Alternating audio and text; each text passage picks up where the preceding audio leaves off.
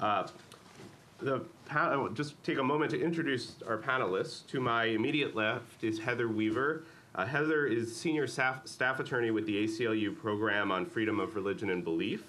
Heather litigates a wide range of religious liberty cases nationwide, and she also works with ACLU affiliates on religion-related issues, policy, and litigation. Before joining the ACLU, Heather was an attorney with the eminent Organization of Americans United for Separation of Church and State, and Heather received her law degree from the University of California at Berkeley. To Heather's left is Edwina Rogers.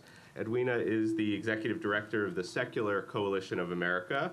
She has been a lobbyist, an attorney, and a policy advisor for 20 years. And among her many other positions, Edwina has worked for 2 presidents and 4 senators. Under her leadership, the Secular Coalition has expanded chapters to all 50 states, and it represents over 180 secular and non-theistic organizations across the country. Edwina received her law degree from Catholic University. And to Edwina's left is Michael Dora, who is the director of the Center for Inquiry's Office of Public Policy, as well as the organization's representative to the United Nations. Michael previously spent 3 years as executive director of CFI's office in New York City. He also maintains the blog The Moral Perspective and contributes to the blog Rationally Speaking. Michael received his master's degree in political theory from Brooklyn College. So we're going to each offer our own perspectives and our organization's perspectives on the legal and constitutional basis for religious liberty. I'm going to take a moment to describe the views of my organization, Americans United. And I think, very simply, we are a very diverse organization. We have people, we have ordained ministers amongst our membership of a variety of different religions. We have people who are deeply religious, people who are not religious at all, people who are atheists and agnostics. I think as someone described us, and I think this is fairly apt, we're a big tent where everyone gets together and defend each other's rights.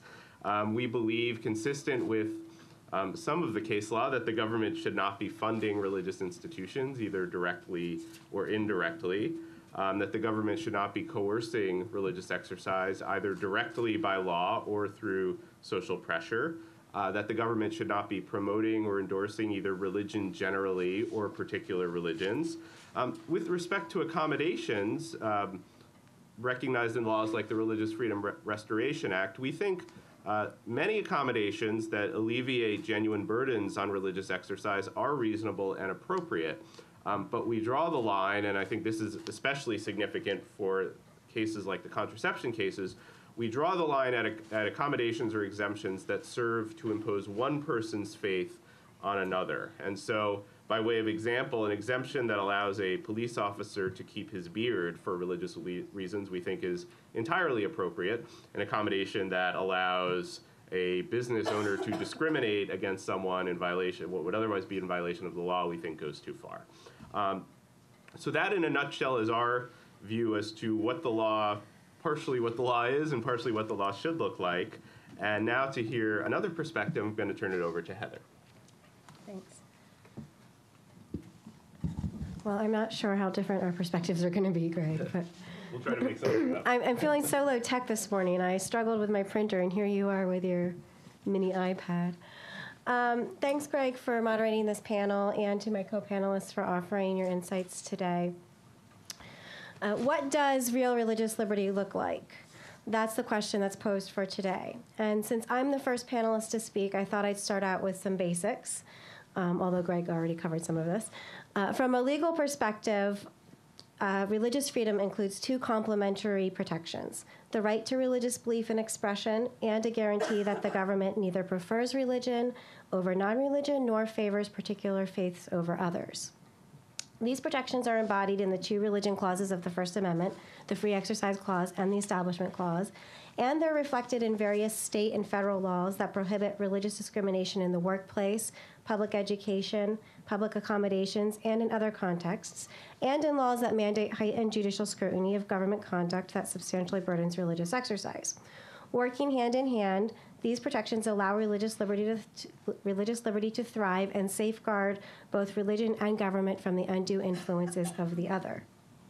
Now, that all sounds very great and noble, but how do you apply that in any meaningful way? you're probably asking. Well, applying these religious liberty ideals in a society where there are countless different religious beliefs and preferences, and harmonizing them with other core rights in our pluralistic nation, like the rights of free speech, equality, privacy, etc., is not always easy. But at a minimum, in the ACLU's view, real religious freedom means at least that we have the right to a government that neither promotes nor disparages religion generally, nor any faith in particular. It also means that we have the absolute right to believe whatever we want about God, faith, and religion, and that we have the right to act on our religious beliefs, unless, and this is a very important caveat, I think, in light of the historical use of religion to justify certain types of discrimination and impose other indignities, unless those actions harm others. So we have the right to act on our religious beliefs unless they harm others. Now, that all sounds very great and noble as well, but you may be wondering, what does that mean in practice? And what the ACLU believes is that in practice, this means that the government should not promote prayer or other religious exercise and messages. The government should not coerce religious worship and belief or give special preference or benefits to any particular faith or religion generally. But at the same time, the government must permit a wide range of religious exercise and expression for people of all faiths, in public or in private. Government officials may not impede religious exercise unless it would threaten the rights, welfare, or well-being of others, or violate the core constitutional ban on governmental promotion of religion. Now, if you look at the ACLU's work over the past 90 years, we've hewed closely to these ideals. To free exercise ends, we've represented members of the Jehovah's Witness faith whose religious beliefs precluded them from reciting the Pledge of Allegiance at school, or who were barred from spreading the word from door to door. We've represented Muslim women who were told they could not wear a hijab in court or in other areas, or in other contexts, excuse me. We've challenged prison policies that deny religious rights to Jewish inmates and inmates of other faiths. And we've represented countless Christians along the way, including those who sought to preach the gospel or distribute religious literature on public streets and public parks, students who were told they could not wear rosaries or crosses to schools, and churches prohibited from ministering to and feeding the homeless. In our tireless fight to preserve these free exercise rights, however, we have been mindful, as I mentioned, that religious liberty does not include the right to harm others or impose your faith on others. And thus, we've worked to ensure that our most cherished laws, barring discrimination and protecting equality, remain strong in the face of religiously based claims that would undermine them. Thus, we recently filed a friend of the court brief with the Supreme Court in the Hobby Lobby and Conestoga Woods case, arguing that the contraception mandate, which is essential to furthering women's equality and protecting the public health, cannot be subverted by the religious objections of owners of for-profit corporations. Complementary to our free exercise work has been our staunch defense of the separation of church and state. The ACLU has long been committed to ensuring that the government remains neutral regarding religious matters, and that faith remains the province of individuals, families, and religious communities. In the public school context, we've challenged laws banning the teaching of evolution, and we've fought efforts to impose official prayer on students. We've opposed government monuments and displays that promote one faith, and often working with Greg's organization, Americans United, which does great work in this area. We've sued to stop the government from funding private religious schools and other religious activities. Greg alluded to this, there have been some setbacks and disappointments, especially on the church-state side. But I think that the courts have, as a whole, generally adhered to the complementary principles of religious liberty over the years. They are being tested again, though, this term in the Supreme Court. As mentioned earlier, the contraception mandate cases will shed light on the court's continuing commitment to the religious liberties no harm to others rule by asking whether for-profit corporations can deny their employees vital contraception coverage.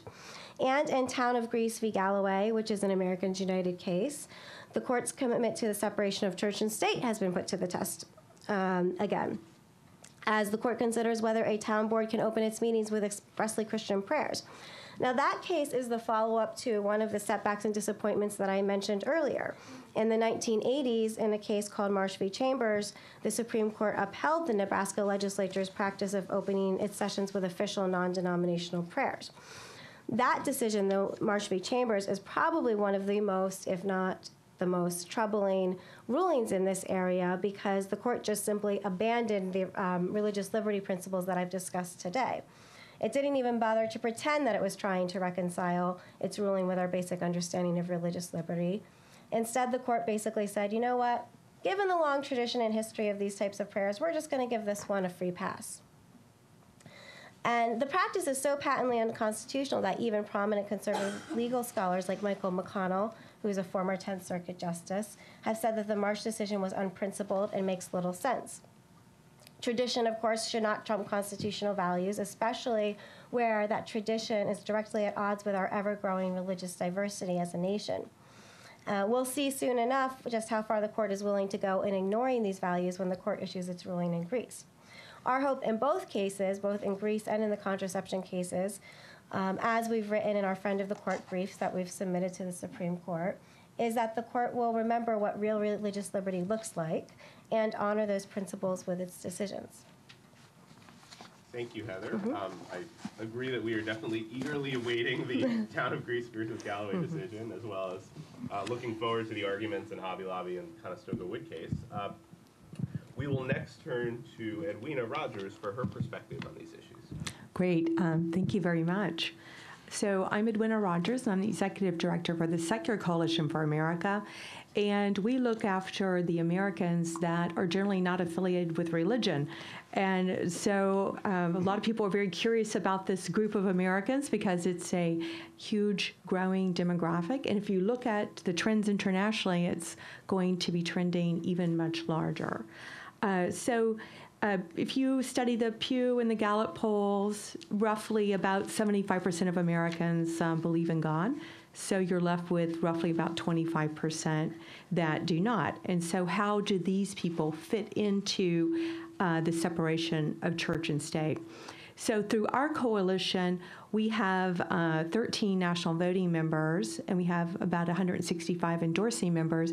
And a year and a half ago, we only had 2 state chapters in Alabama and Arizona. But now we have state chapters in all 50 states because actually more of the really egregious actions are happening at the state level. Like, for example, last year we had North Carolina introduce legislation to establish a religion there, and you can guess what it was. Southern Baptist was what it was going to be. And we have the battle with the teaching of creationism versus evolution in the public schools going on, and school prayer, popping up here and there, and teaching Bible and things of that nature. Big issues with the vouchers. But we're focused today on this panel on federal issues. But I think that something that people should consider is that when you look at the under 30 demographics, you're looking at 35 to 40% are not affiliated with religion. And our community is extremely diverse and would love for everybody to be educated on them. Goes everything from humanist to ethical union to humanistic Judaism, secular Jews. We even have humanists, Mormons, people who love the Mormon culture but maybe don't believe every bit of the scripture. We have brights, we have agnostics, we have atheists, we have people that might consider themselves culturally Episcopalian but agnostic. We have seen statistics out of Canada where there's more truthful reporting than in the U.S., where we have about 1/3 of the people in Canada who go to Catholic Mass every week say they don't actually believe in God, and about 29% on the side of the Protestants. So what are we focused on? On constitutional law side, of course, we're focused on the First Amendment. Congress shall make no law respecting an establishment of religion or prohibiting the free exercise thereof, the First Amendment to the U.S. Constitution. And if you look at our mission statement, you can see that our mission is to increase the visibility and the respect of the non-theistic viewpoints in the United States and to protect and strengthen the secular character of our government as the best guarantee for freedom of all. So we're not thinking that politicians should be promoting religion or non-religious ideas, that they should be quite neutral and keep that in a private space. So just a little bit about the history of in the United States with regard to separation of church and state. It was the desire of the America's founders to establish a secular government, leaving religion in this protected private sphere, and it was rooted in their experience with the officially established Church of England during the colonial period, as well as with other established churches throughout Europe, and the religious violence of the wars triggered by the Reformation and its aftermath. So they had obviously come from a bad experience. So now on the Establishment Clause, you've already heard about a number of cases that fall under there, but in 1947, the first modern Establishment Clause case made its way to the Supreme Court, and the court ruled that the 14th Amendment applies the clause to all levels of government. So we're mainly the lobbyists for the secular movement, so we're particularly interested in just the government being neutral and also not discriminating and letting the non-theists have a seat at the table. So how does this come to play? So we're watching religious displays of religious displays on government property. And so it's our belief, and certainly the Supreme Court has backed this up many times, that the Establishment Clause prohibits government sponsorship of religious messages. Therefore, it's inappropriate for government entities to erect or sponsor religious symbols or displays on government property. So we're talking about 10 Commandments. No 10 Commandment displays in public schools have ever survived constitutional scrutiny by the court of the last resort. But, many courts underneath there, but by the time it gets to the Supreme Court, it's ruled unconstitutional. Other displays of the 10 Commandments on public property have also been struck down as unconstitutional. What about religious holiday displays? It's impermissible for a government entity to place a nativity scene or a menorah on the sole focus of a display on government property. So in contrast, temporary holiday displays, which are secular in nature but include a religious element that is not predominantly a display of religion, has sometimes been permitted by the Supreme Court. We also care about cross memorials. No use of Christian crosses as a form of war memorial has been upheld by federal court as constitutional. These courts have found that the displays amount to a governmental promotion of an affiliation with Christianity and give the impression that only Christian soldiers are being honored. So our policy recommendation would be that restricting any religious symbols on displays on government property allows government entities to remain completely religiously neutral and conform to the court's interpretation of the Establishment Clause. And then we go down to government funding of religious institutions. So the Establishment Clause prohibits government funding of religious institutions. And so Madison's memorial opposed even a 3-pence tax that would support teachers of Christian religion as a dangerous abuse of power. Despite this principle, billions of taxpayer dollars have gone to religious groups that provide secular services. The law prohibits the use of the money for any specifically religious activities. For example, the government may not fund construction or repair of buildings in which religious activities will take place, although the federal government is looking at, with the FEMA money, being able to construct religious facilities. So our recommendation would be for taxpayer dollars should not fund religious activities or institutions as proselytizing and religiously motivated discrimination are inherent in oversight in functionality non-existence. Legislative prayer, I'm not going to really touch on that because we heard about the Marsh case and the town of Greece v. Galloway, although we're very much interested and also entered amicus briefs on that particular case. On the legislative side, we are very active and we're watching where religion and religious beliefs are being used for the basis of religion.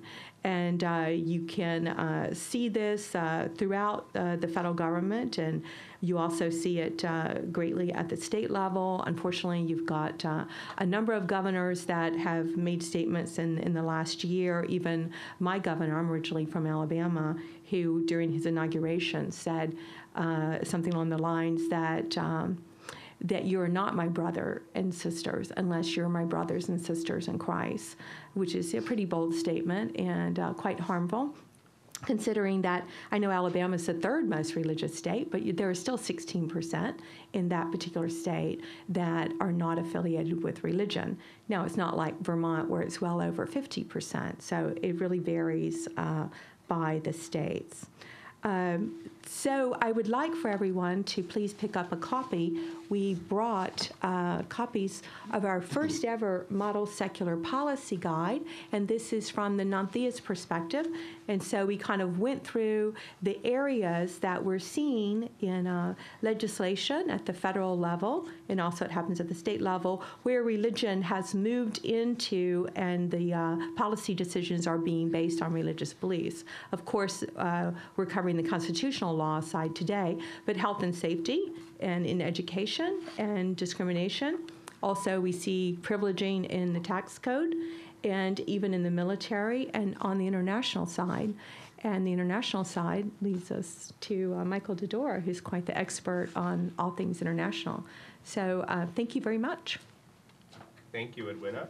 And finally, Michael. All right. So thank you all for coming to what should be a fantastic event today, and I want to thank everyone who put in the time and energy to organize it at Catholics for Choice and the other groups that were involved. It's not often that you can get so many groups like this in the same room to have an open discussion about what religious liberty is, so hopefully we can all learn something. As Greg said, I am the director of the Center for Inquiry's Office of Public Policy. The Center for Inquiry, for those who don't know, is an educational and advocacy organization that promotes and defends reason, science, secular government, and humanist values.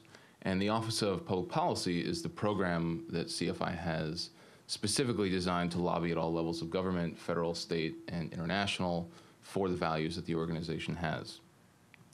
So given the wide-ranging nature of my work, federal, state, and international, and the fact that I think I'm the only person on this panel without a law degree, I'm actually trained in political theory, I'm going to discuss both domestic and international issues, then attempt to draw some commonalities between these different issues that might lead us to some general principles for religious liberty.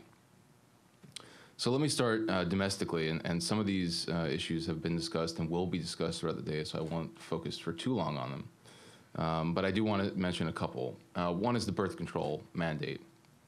Again, we're going to talk a lot about that. In brief, what happened is that Congress passed this law, what we call Obamacare, and that mandated that the Department of Health and Human Services would have a bunch of really intelligent people come up with some rules about things that should be mandated in healthcare coverage, because in the long run, they save money and they're essential services that people need. So these doctors, these medical officials, these experts came up with a pretty long list of things, including all sorts of cancer screenings, and one of them was birth control. And it was that one, it was that specific one that caused the religious right to really get up in arms about their religious liberty being infringed upon. What's been interesting is that despite all the debate about exemptions and accommodations, what the groups that have been most active on the issue, such as the Catholic bishops, groups like the Becket Fund for Religious Liberty are seeking, is a complete exemption from the rule, or else the rule to be done away with. So they're not really going to be happy with a lot of the different accommodations, or they've not been happy with a lot of the accommodations moving forward. They don't want this to be a law because many of these religious groups oppose, on principle, contraception. So that has been a very tough thing for the Obama administration and for these groups to deal with, because you're dealing with a opponent that has a pretty hardline view on an issue. But there are all different sorts of domestic issues, and specifically in terms of health, where you see religious belief, especially sectarian religious belief, playing a harmful role. So I don't need to really go into much detail, but we know statistically, there are facts, there's empirical evidence that there have been a record number of attacks on abortion services and abortion access. And these are not just attempts to outright ban abortion in terms of, see, in Ohio, they have a heartbeat bill, which would ban all abortions after a heartbeat. There are lots of 20-week bans going around right now. Fortunately, most of them have been shot down in courts. But there are also all kinds of other laws and attempts to legislate. So there have been mandatory ultrasounds, mandatory waiting periods. There have been regulations put on abortion service centers in terms of how wide their hallways need to be and how many closets they need to have. I mean, these lawmakers are doing pretty much anything they can to take their religion and get it into women's private lives. But it goes even further than that. So in many states, there are conscience clauses for pharmacists. So if a woman has a prescription for some sort of birth control, when she can go into the pharmacy and the pharmacist can say, sorry, my religious beliefs preclude me from filling this prescription. Now, you might actually think for a second, this might not be an issue in a place like Washington, D.C., say, or New York City, where I'm from, where there's a Dwayne Reed on every single corner right next to the Starbucks. But when you're in Oklahoma, or when you're in Mississippi, or when you're in Alabama, and it's not exactly easy to access these kinds of things, these conscience clauses play a very harmful role. You also see opposition to embryonic stem cell research, which has been extremely harmful because the amount of gain that we could have had researching this for years now due to the opposition is unknown. And lastly, you have hard opposition to physician-assisted dying. One really amazing case, and I say amazing in the sense of astonishing, not necessarily great, but in Massachusetts, there was recently a state referendum on it. When pollsters were doing research about it, they found that about 60% of people in Massachusetts were going to vote for this thing, meaning that physician-assisted dying would be legalized in Massachusetts. Well, when the Catholic Church found out about that, they spent about $3 million in an advertising blitz, and the referendum went down 51 to 49. But again, many different issues going on domestically that show or are good examples of how religion plays a harmful role in our public policy. So opponents at all levels, state levels and federal levels, have advocated on marriage equality for the view that the government should endorse their specific view of marriage, which has, of course, the effect of limiting the rights and freedoms and privileges of other American citizens. And that is, has been mentioned before by some of the panelists here, you have really explicit pushes for Christianity. You have fights over having the Ten Commandments and portraits of Jesus in public schools. You have all sorts of attempts to get prayer back into public schools. And then you have even explicit attempts, as Edwina mentioned before, to establish state religions. So there's a lot going on domestically. What's interesting, though, is that I think there are many issues internationally that I'll try to at least relate to some of these issues domestically. Of course, there are different types of issues often, but they're related. So internationally, one of the most pressing issues in terms of religious liberty are abuses of the rights to freedom of religion, belief, and expression. Now, these are the things that we don't see as often in the United States, but happen very often abroad. So, for instance, in a country that probably wouldn't shock you, a place like Saudi Arabia, there's a fellow named Raif Badawi. He's in prison right now for starting a website devoted to open dialogue on religion and politics. He was sentenced to 7 years in prison and 600 lashes.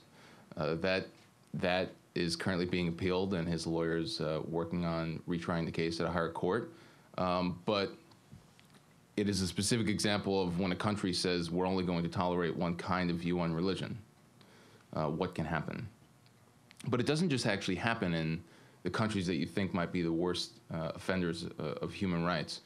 In Indonesia, there was a fellow named Alex An. Alex An, in January 2012, went on Facebook after 30 years or so of living on planet Earth, after being raised in an Islamic household, thought that he didn't really believe in God anymore. So he posted about that on Facebook.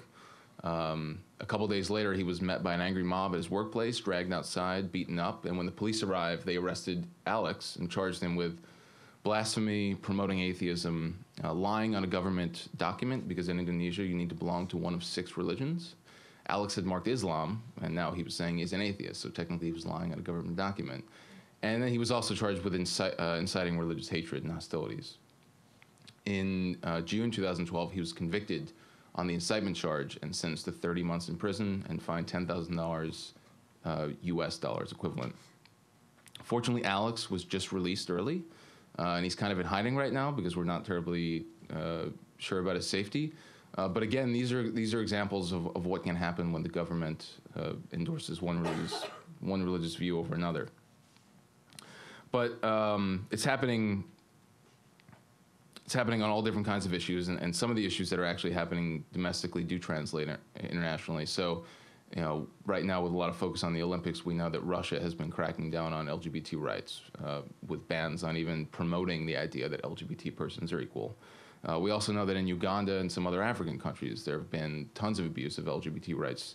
And by the way, Senator James Inhofe from Oklahoma has spent well over $200,000 of taxpayer money to go to Uganda and meet with Christian and political leaders there. I don't think it's too much of a stretch to think they're having some conversations about the way that Uganda should handle LGBT rights, given that Senator James Inhofe is a far-right lawmaker who opposes LGBT rights.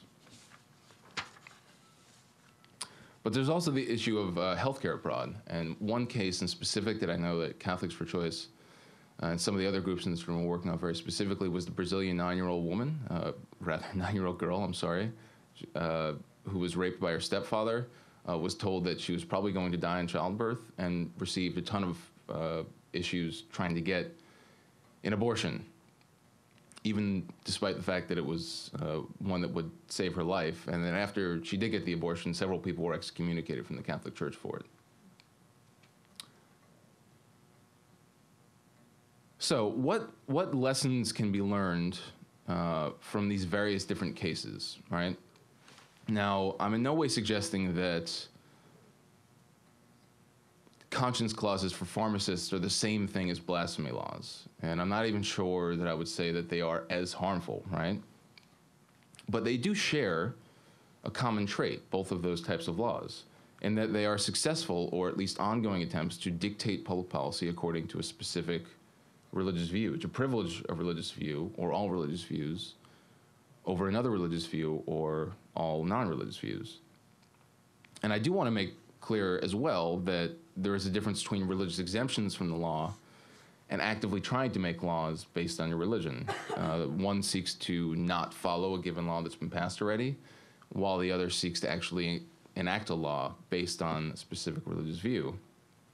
But despite this difference, I think very often both of these can have very, very harmful impacts. So, for example, in regards to exemptions from the law, the debate over the birth control mandate is a very good example of how women will be harmed by corporations and by nonprofits seeking exemptions from a generally applicable law. And in the same way, a blasphemy law, which is again a positive law based on religion, bars people of, by the way, all religions or no religions at all from speaking their mind and believing as they wish. Now, by the way, I should also mention that these two things are not mutually exclusive in the sense that, the Catholic bishops fight for both religious exemptions from laws and laws based on Catholic views. So I think in view of this, we can ask, what might true religious liberty look like? And I am not naive to say that all of us in this room today will come up with the one true view of religious liberty. But perhaps we can come up with some general ideas about how religious liberty should work in society, not just for Americans, but for all people, the kind of religious liberty we want to see every single person on earth enjoy. And I think, by the way, this is a question that's not just about how the government should handle religion, but about how we as people and how our elected officials should handle issues of religion and government. So I think what we want, generally speaking, is to protect, again, the rights to freedom of religion, belief, and expression, to let people believe as they wish, again, and act as they wish, as long as they don't harm others. We want a government, and we want our elected officials to remain neutral on religion. We want, we don't want our senators and representatives and presidents going out there and giving off the impression that you need to be a Christian really to fit in America, or even a specific type of Christian. We want a government that treats all people. We want elected officials that treat all people equally before the law, regardless of their religious beliefs or lack thereof. And we also want to ensure that our taxpayer dollars don't go to support religious organizations, religious institutions, religious practices, especially ones that we don't support and that are harmful. And we don't want to support religious-based discrimination. I know that in the opening remarks this morning, John spoke about that a little bit, but we want to make sure that our taxpayer dollars are not going to advance religious views onto other people.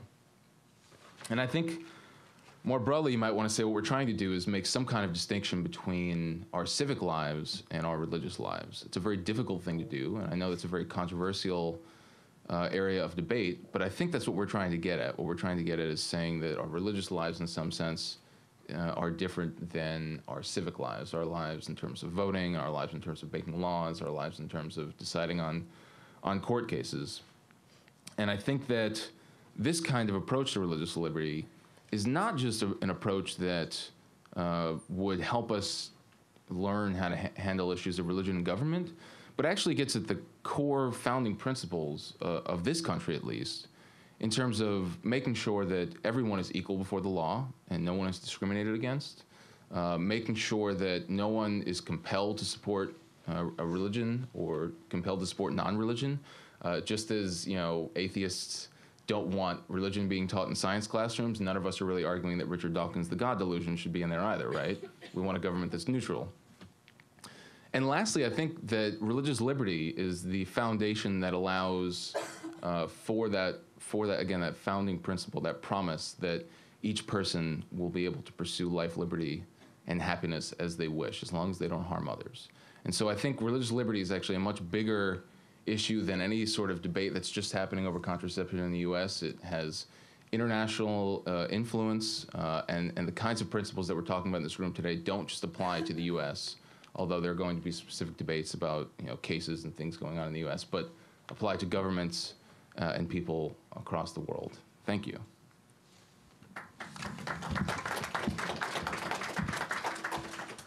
Thanks, Michael. So to summarize, I think some of the common themes we've heard from all of our panelists, I would put maybe sort of three buckets of laws and government actions that can interfere with religious liberty. The first bucket would be direct promotion or support in explicit terms for either religion generally or particular forms of religion.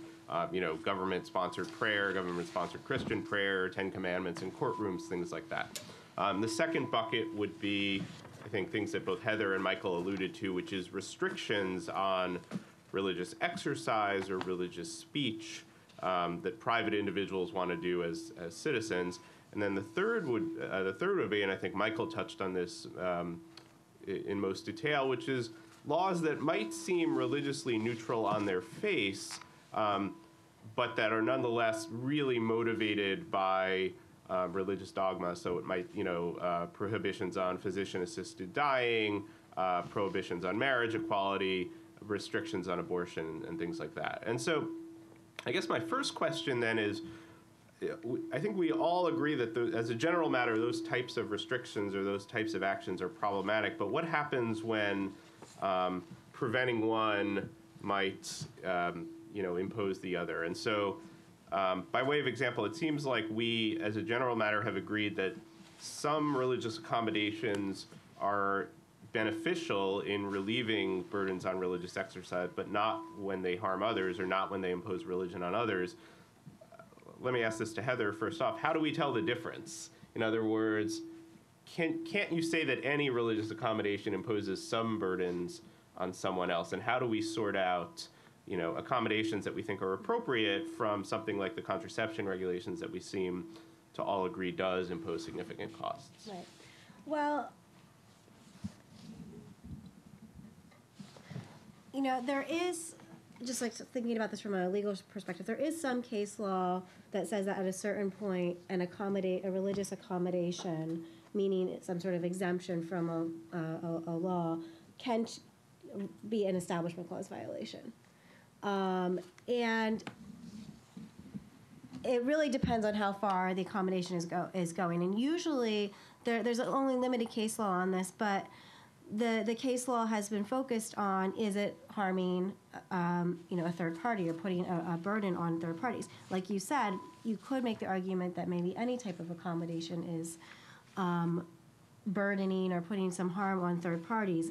To take the example that you gave, I think you gave an example of the fireman who wants to, Muslim fireman perhaps, who wants to wear a beard. I suppose there's some sort of argument that the government might argue that it's undermining the uniformity of the way that the fired men dress, and therefore undermines their discipline or something like that. Those are the types of arguments you might see. But what we have to do, I think, is when we're looking at when we're characterizing that harm, what is the harm that the government is claiming and trying to reject the accommodation, we have to look at basically the nature of the harm. Is it, I think, a substantial harm that it's causing others or third parties? And is it a harm to, fundamental types of rights? So, it may undermine the uniformity of the fire unit, but that's not a substantial injury to others. And it's not an injury to a fundamental right, like in the contraception case where we've argued in, the ACLU's argued in our amicus brief, the front of the court brief that we submitted to the Supreme Court, that access to contraception, this mandate is going to further women's equality. It's necessary. It's the next step in ensuring that women can become equal participants in the workplace, and in education and in our society. And it's also necessary as a matter of public health. Those are fundamental concerns and fundamental rights that will be harmed if we allow for-profit corporations to start opting out of that law. So I think it's a combination of looking at how severe is the harm and part of that consideration is how fundamental are the rights that would be are the third-party rights that would be harmed. Mm-hmm. That makes sense. Next question is for Edwina, and I want to talk about your particular perspective as a secular organization and representing non-theists. And this is something that we encounter, that a lot of groups encounter, when challenging government promotion of religion, we often, hear from the other side, like, how could you be saying this? And we have "In God We Trust" on the money, and George Washington, and every founding father had God in all of their references, and you can't possibly be saying, the Pledge of Allegiance is unconstitutional and all of these things. And so, as difficult as it is sometimes to persuade courts that the government can't promote one religion over others, it oftentimes seems even more difficult to persuade courts that promotion of a generic God, for lack of a better word, goes too far in light of all of these references throughout history. So Edwina, what do you say in response to that? What's the strongest argument we can make against what might appear at first glance to be sort of a lot of comfort with the government invoking God as a general principle? Well, my response to that would be, of course, we're much more interested in there's some feedback, in discrimination. We're much more interested in getting contraception to women. Does that help if I move back? But you mentioned specifically "In God We Trust" and the money and the Pledge of Allegiance. Well, I think that probably most Americans don't know that our founding fathers did not originate with this principle, having "In God We Trust" on the money or in the Pledge of Allegiance. That's actually something that came about in the 50s with the Cold War, with Russia and the United States, that trying to label them as evil non-believers and atheists, and us as good, God-fearing citizens. So we are certainly happy to consider and look at the history wherever possible of the founding fathers and in the United States, but it really wasn't there. So we would say that it's not something that we should be doing. And eventually, if you look at the demographics, there's we talked about the 75% God belief in the U.S. Well, Canada's only 50. There's no country in Europe with more than a 35% God belief. Australia and New Zealand too. And all the demographics show that by the end of this century, that the God belief in the U.S. will probably be about 2%. So it's an issue of updating humanity, the forward march of humanity as more information becomes available. That perhaps the government will consider starting to eliminate the word God from things like the money and the Pledge of Allegiance. But it's not certainly something that we lead with. I mean, we think it's harmful, but there are much more issues, some of the stories you heard from Michael, that we care a lot more about. Right. That makes sense. And Michael, following up on some of your remarks, in particular that third bucket I mentioned, which is laws that may not on their face mention religion, but seem obviously to be motivated by religious beliefs. So abortion restrictions, stem cell research, things like that. What is the law to do in those situations? You could imagine, a lot of laws that one way or another have been motivated by someone's religious beliefs. For instance, if a state bans the death penalty, that might have been in response to lobbying from a number of groups, including, nuns who are strongly opposed to the death penalty on religious grounds, or something like the civil rights movement, which, was obviously, heavily, there was a lot of religious leaders very prominent in that. So what is the law, how does the law sort those out when the law on itself is not touching on religion, but was probably motivated by someone's religious beliefs or a lot of people's religious beliefs? Yeah, I think that's one of the toughest challenges for, at least for like explicitly secularists, for people who tend to be atheists, agnostics, who feel very uncomfortable with the role that religion plays in public policy.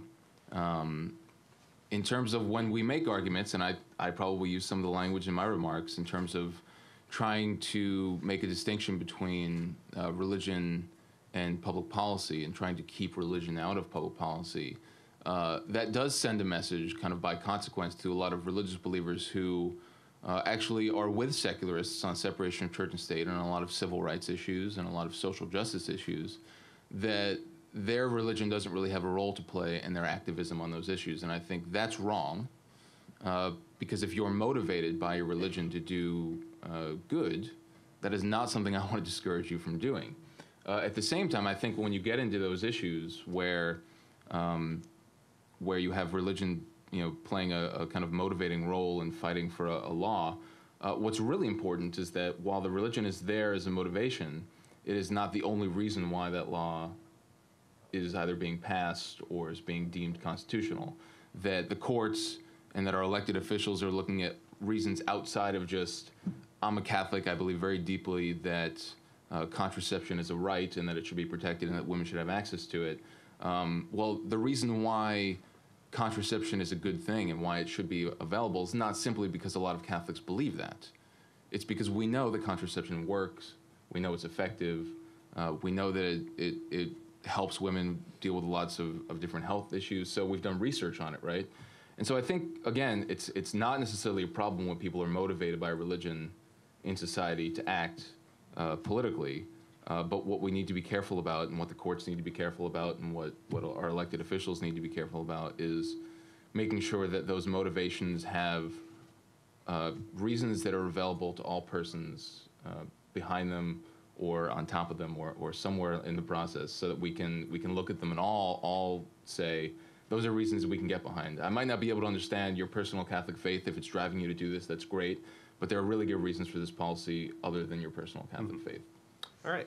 Thank you. I think we have some time for questions. So, and there is at least one person roving around with a microphone who can help you bellow. So. Can we ask you to move the microphones back? Back. So we have Yeah. less feedback? Is that better?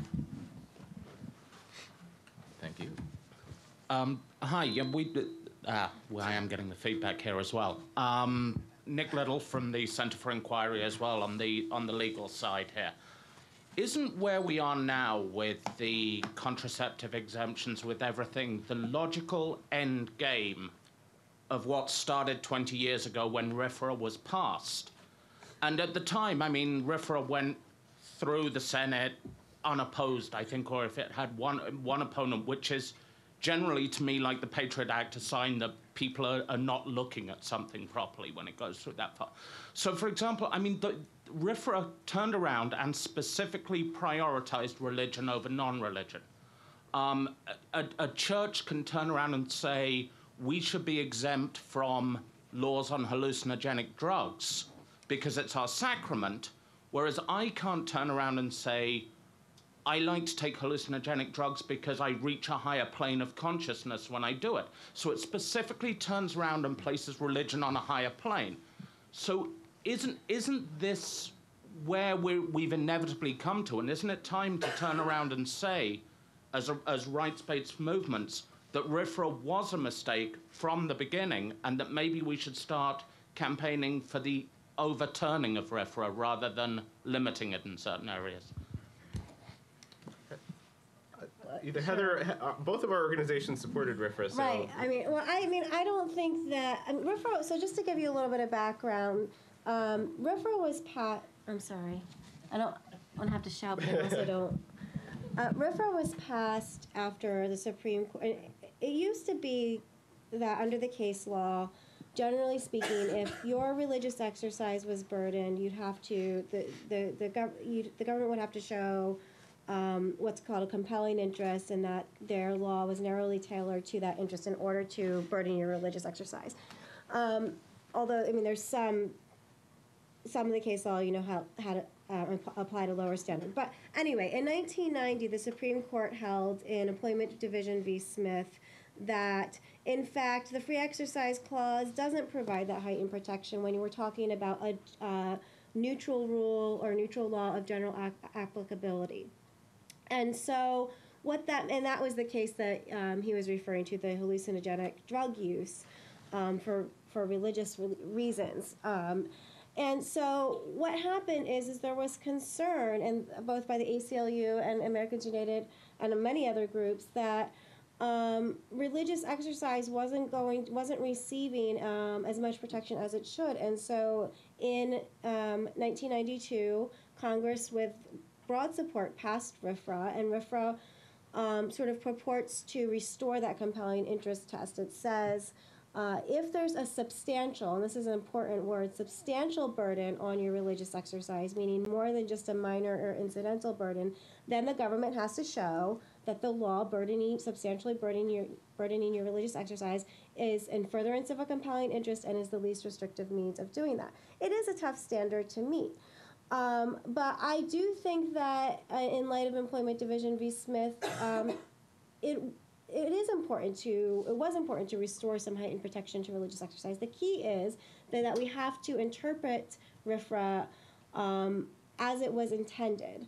And in the contraception case, one of the key issues here is there a substantial burden on a for-profit on religious exercise when a for-profit corporation owners claim this religious objection to this contraception coverage. And it's been argued in all of the briefing that, at least the briefing on our side, that no, it's not a substantial burden. This is a corporation. It's a separate entity from individuals.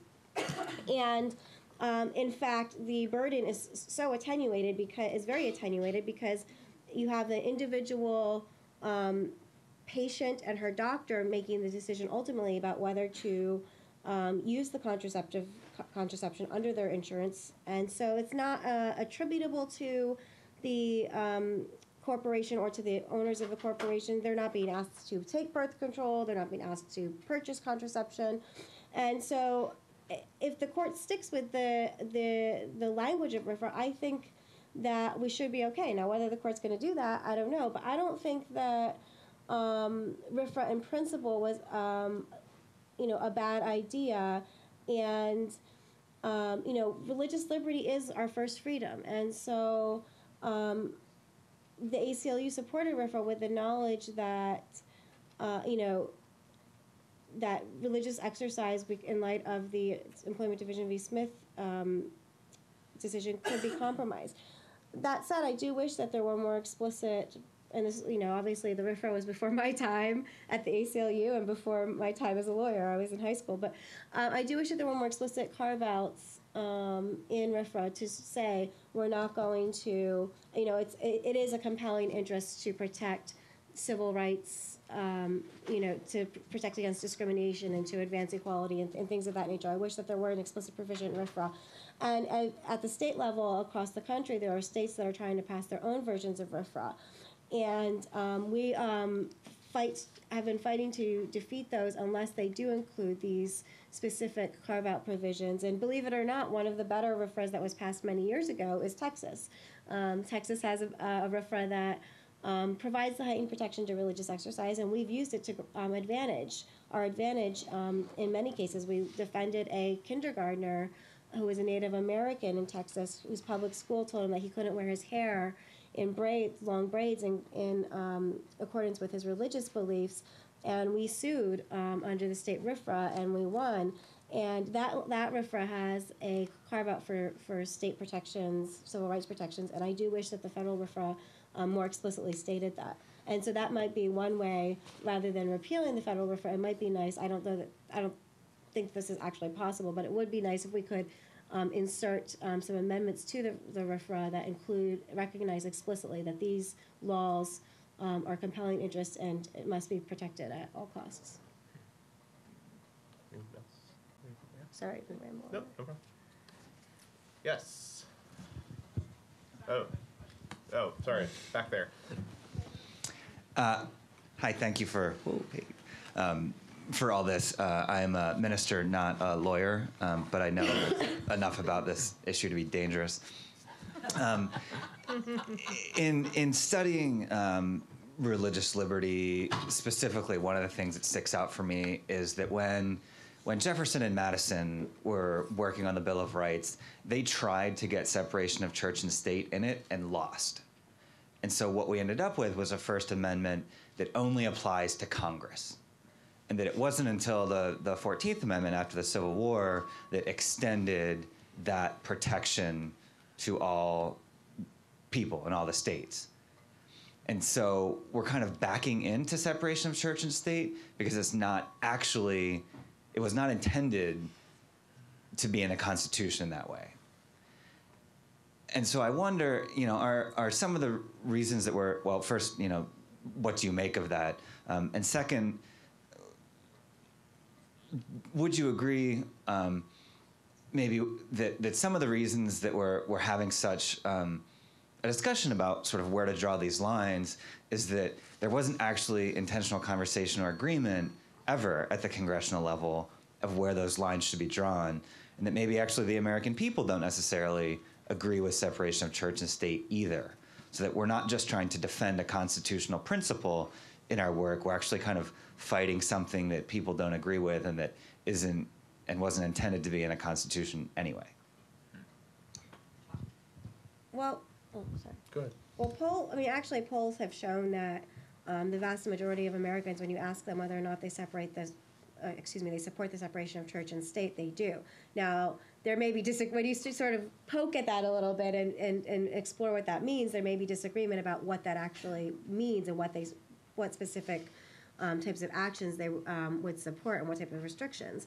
But I think that the vast majority of Americans do support the separation of church and state. The fact that that it didn't originally apply to the states. Have you been talking to Justice Thomas lately? That's his favorite argument. I mean, as a matter of law, it's sort of well settled that it does. I don't know that it's not going to be anything that's revisited. So, yeah.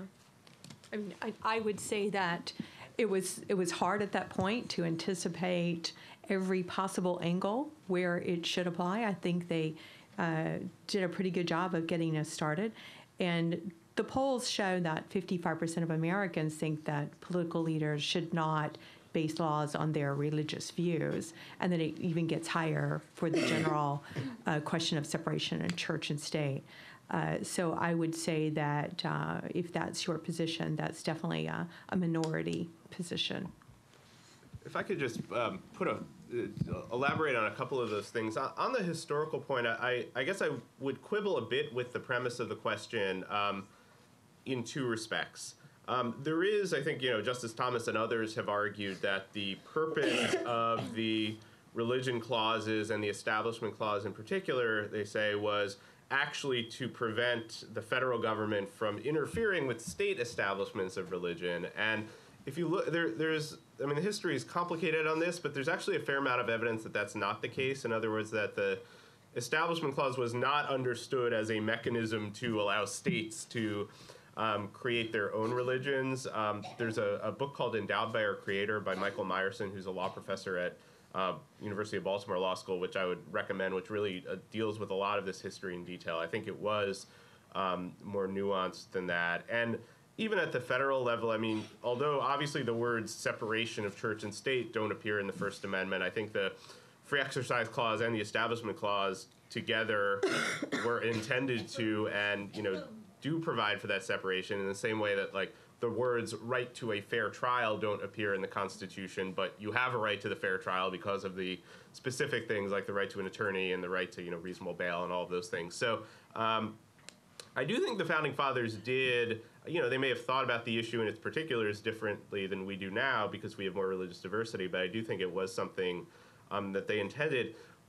And then as to, like, whether the public supports the separation of church and state, I think even the most, you know, people we would think is least likely to support church-state separation, when you define it in a way that, like, it isn't their own religion that's being imposed by the state, all of a sudden everyone likes church-state separation. So, to give you an example, in Louisiana, you know, there's a very, very bad school vouchers law in Louisiana, and you have all this money going to, you know, schools that are teaching creationism and, you know, the coexistence of the Loch Ness Monster and dinosaurs and humans and some combination and all the thing. And, you know, and you know, a member of the legislature who supported that law, all of a sudden when she found out that some people might use their vouchers to attend a Muslim-affiliated school, it was like, wait a minute, that goes too far. And, you know, I think we've had the same thing in school prayer cases when you change the hypo and it's Dearborn, Michigan, and the graduation speaker is asking everyone in the audience to, you know, face Mecca and pray to Allah,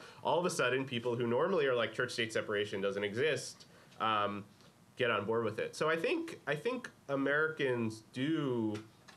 most Americans do recognize the importance of religious liberty, but I do think there are times when it needs to be, there are misconceptions about what it means and how it works. And I think when it's clear that it protects everyone and when it's clear that today's religious majorities may be tomorrow's religious minorities, I think the concept becomes a lot more salient to Americans. But it is an uphill battle, I think, in making that clear, especially the way that many of our arguments have been caricatured over the years.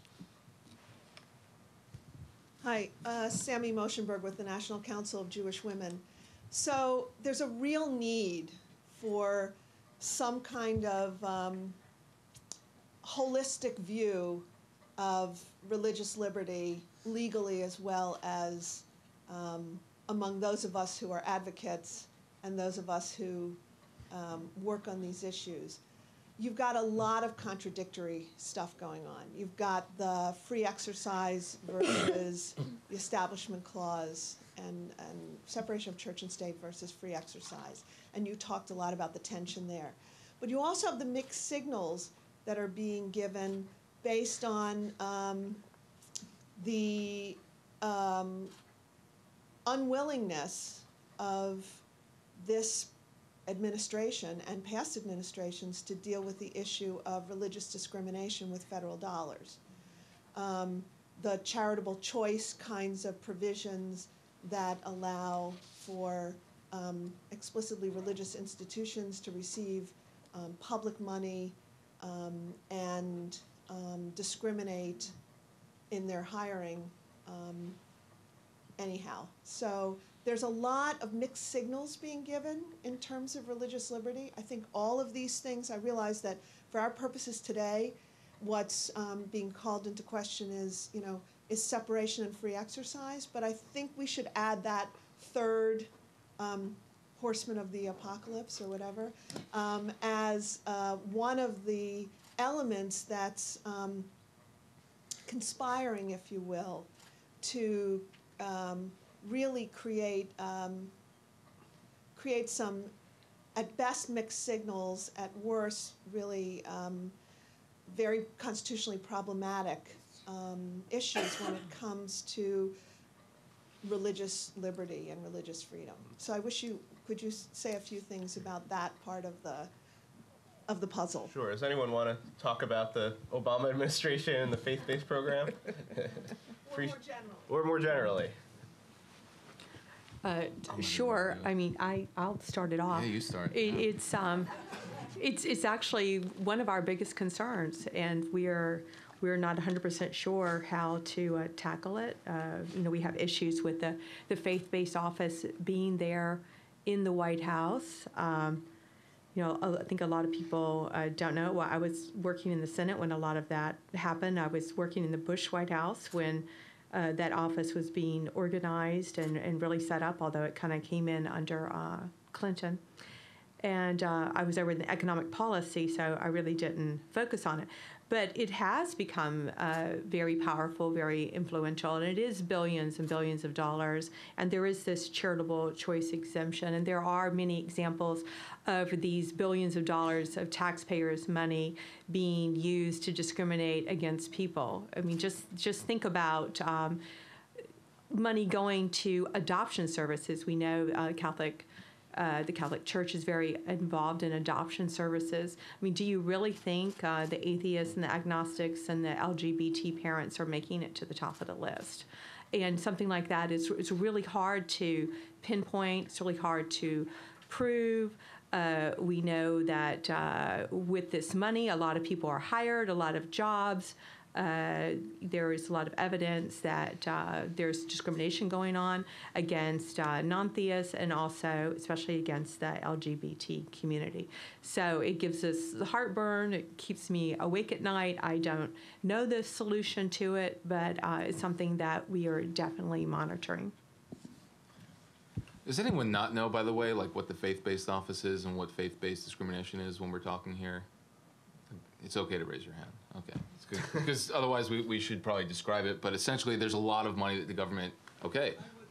Okay. So essentially, when former President Bush got into office, he launched the Office of Faith-Based and Neighborhood Initiatives, but now it's community partnerships, right? To essentially allow the government to work with faith-based groups to do all kinds of social work, right? And unfortunately, when that was created, there were all sorts of exemptions for religious groups to use that money in different ways that were not constitutionally sound. Now, I will say that when Obama came into office, he took care of a lot of those things, perhaps not as satisfactory as we would like, but in terms of making sure that people are not discriminated against when they go to get those services, to make sure that the organizations which are getting those funds divvy them up in the sense that they're not using them to proselytize and things like that. But in 2008, when Obama was on the campaign trail in Zanesville, Ohio, he was asked this question about faith-based hiring. He was asked this question about, well, we're giving out funds to groups, and sometimes they create job positions. When they are hiring for those positions, they shouldn't be allowed to discriminate based on religion. And he said, yeah, that's a problem. We're going to change that. And here we are, it's 2014 now, and it hasn't been changed yet. And so that's been one of the issues that a lot of the groups in this room have been working really hard to try to get the Obama administration to change. I think one of the issues we face, to be completely honest with you, is that there's not an enormous compelling interest for the Obama administration sometimes to listen to the secularist and church-state advocate community, because they're not going to lose our support necessarily over this. I don't think anyone's running over to support Sarah Palin because Obama hasn't fixed the hiring thing, as big of a problem as it is, right? The other thing I would say about it, just generally speaking, I'm trying to be careful here because we're a nonpartisan organization. So, but the other thing I would say is that a lot of people think, well, we have the Constitution and we have all these laws and we have all these cases about the way that separation of church and state should work, and in practice, it's very different than what we have in theory. We can have people in North Carolina who try to establish a state religion. We can have federal funds going to discrimination based on religion. And I think that the really important thing to remember is just because this stuff is in the First Amendment or found in Supreme Court cases doesn't mean that it's actually going to hold. And so what really means is that it's up to all of us in this room to actually go out into society and argue for those views and not just think that they're going to take the day. So, but yeah. If I could follow up on Sammy's question a little. So I think her question raises, as you touched on a little, the broader question of what do we do when, I think a lot of people who support church-state separation viewed the current administration as a at least potential ally, potential improvement over the previous administration. No offense, Edwina, and I think have been disappointed in some respects. Like the Obama administration joined the town of Greece in Town of Greece v. Galloway and supported them doing Christian prayer, and so what do we do? I mean, what is the appropriate when someone is maybe better than what it could be, but not really, and in a position to affect a lot of laws and law enforcement? What's the proper approach? I think it's on one hand letting them know that you're happy that they've made lots of improvements from, say, the last administration, and really that's an important thing because a lot of elected officials hear a lot of really nasty stuff about how horrible a job they're doing. They don't often hear like, "Hey, here's a pat on the back. I'm really happy that you did something." So I think that is a really important thing to do to make clear that, for example, the church-state supporting community, the secularist community, or people who believe in religious liberty, let the Obama administration know and other people know that they are making progress in that area, but continuing to hold their feet to the fire when they fail in our eyes. So, in the example of the Greece v. Galloway case, letting the Obama administration know, letting Americans letting the Obama administration know that I am not happy about what you're doing in this instance. I'm happy about a lot of other stuff, but this is one case in which we're not happy. There's no reason why we need to either do one or the other. I think it's a mix of both. Mm-hmm. Yes.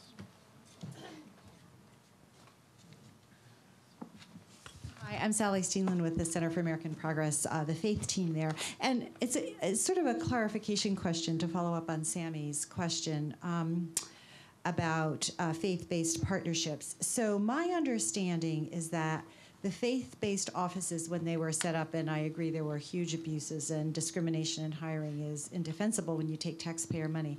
But my understanding is that that wasn't new money going to the government, that the government since Roosevelt has been giving money to charitable organizations, some of whom are faith-based, just who are in the communities to provide health care and homeless shelters, and that that there's faith-based offices in the different agencies, and that that agencies simply give money to lots of community organizations. Some are community partnerships, and some of them are faith-based. So I just wanted a clarification on that. If that was, in fact, not new money, but it was organizing money that the government has been doing for a long time. And, and another thing is, conservatives always say the government shouldn't be giving any money at all. It should all be charity. And if that were the case, there's such intertwining now with enrolling people for Medicaid, expanding Medicaid, so many charitable services now. The faith-based organization is, in some decimated neighborhoods, the only one there. And if the government were to pull out, people would starve. So I completely agree in terms of the discrimination, but I think there's just a lot of intertwined stuff where people are doing things we would say were important. Yeah, I take a different approach than some of my colleagues, I think, in the sense that I don't necessarily oppose the idea of the government working with religious groups and other community groups to carry out social service work. What was really dangerous about when Bush started the faith-based office is that he carved out all these different exemptions for the way that money could be used by religious groups, right? And he kind of formalized that relationship. And he gave money to houses of worship. Yes, yeah, that money was going directly to houses of worship, right? But again, so I'm not against that idea of working with community and religious groups to carry out social work, as long as when that money is going to them, they're following certain guidelines that ensure the money is used constitutionally. But that's a great point, so thanks for bringing it up. I think we have time for probably one more question. I just feel I have to clarify something. Clarify. I wasn't simply talking about the faith-based office. I'm talking about the fact that in legislation, there is charitable choice language. It started explicitly with the welfare reform bill, the Personal Responsibility Act. I'm blanking on the name probably because psychologically I'm not too fond of it. But the, and going into all kinds of other government programs that Congress put in that allows for money to go to explicitly faith-based programs without any protection, for the most part, against using the money to discriminate on the basis of religion. So I just want to be clear that that's more what I was talking about rather than the faith-based, Office of Faith-Based and Community Partnerships. Yeah, and we just saw that recently in the Violence Against Women's Act. Yeah. I just wanted to speak to the issue of public perception of what would happen in our society if we truly took down the Ten Commandments everywhere. Because I think secularists, and I am an atheist and a secularist, but I think secularists as a group fail to make clear that if you take religion out of your life, you don't lose all morality. I attended college and majored in philosophy during the 60s and was very anti-war and spent all my time studying ethics. And the whole time I was studying ethics in 5 different courses in ethics, we almost never touched religion because there is an intellectual discipline that goes back to Plato and even the pre-Socratics that supports wonderful morality without religion. And what we have in the United States right now is we have basically 3 competing religions. If you want to count Muslims, you've got Christians, you've got Muslims, you've got Jews. They all worship a similar, if not exactly the same, paternalistic God, and the basis of the morality in all of those religions is that there will be punishment in the afterlife. And secularist morality is completely different from that and is based on humanity and secularism, why am I losing it now? Humanist values. And so I just think that there's a whole different discussion that has to happen that never happens. And the reason that people express as much support as they do for hanging the 10 Commandments in the courthouse is because they do not really understand any other morality but that. Yes, I completely agree. And that's a problem that hopefully will go away with the younger generation coming online. All the research shows that we don't get our morality and ethics from Bronze Age documents, that it's been there ever since humans have been on the planet, that you have to work within a community, and you actually have to be good to the person next to you because you're going to hope that they're going to be good to you back so you can survive. So that research needs to get out there. I would hope that there's not anyone in this room that thinks that our morality as humans is coming from 2 or 3 Bronze Age documents. Like, what do we do before that? What do we do after that? So I certainly agree with you. And the Secular Coalition for America, the Center for Inquiry, American Humanist Association, all the secular groups, we really focus on that. We are focused on an out and open campaign to get the message out that we are good, moral people, and we are certainly involved in all kinds of charities, and basically really where our morals are coming from, which sounds like you know better than even I do, and studied that at the university. So thank you for that comment. It's a good comment, and that's something that we could take an entire other day-long forum to discuss, and perhaps we will do that at one point. But I think it's one of the pressing challenges we have in terms of talking about religion and politics and talking about governance. I think an important thing that a lot of religious believers, though, realize is that to believe in a specific religious view or practice is not necessarily to want others to follow that practice. So one of the arguments we've been having about the contraceptive mandate is that no one's being forced to use contraception. No one's being forced to use birth control, right? No one in America is forced to get an abortion, right? You have the free choice to do that. When we're talking about government, though, we have to have conversations about what the government should be doing in terms of limiting others. And that does include conversations about really deep-seated moral sentiments. But I think there are a lot of people in America who realize that their moral views are not necessarily fit to be universalized for the rest of society, and that they're just things that, you know, their family or their community practice. And I think if we can highlight that difference, we hopefully would get to a better place. Yeah, and I think in closing, I think the challenge is always, and especially in court, is making it clear that the separation of church and state isn't necessarily about one set of beliefs or value systems being better or worse than the other, or not necessarily saying secular values are superior or inferior to particular religious values, but rather giving individuals or organizations the space to do what they feel comfortable with, what's consistent with their own values, without without the government really taking sides in the matter. And I think that's it can be a fine line between, on the one hand, pushing back against the notion that religion has a monopoly on morality, but at the same time, making it clear that we don't want to remove. The reason we want to remove the Ten Commandments is not because we think they're necessarily wrong or bad, but just because it's a question for people to make up their own minds about, and not have the government be, forcing them or even nudging them in a particular direction. And with that, I think that'll wrap it up for our first panel. Thanks everyone for your questions.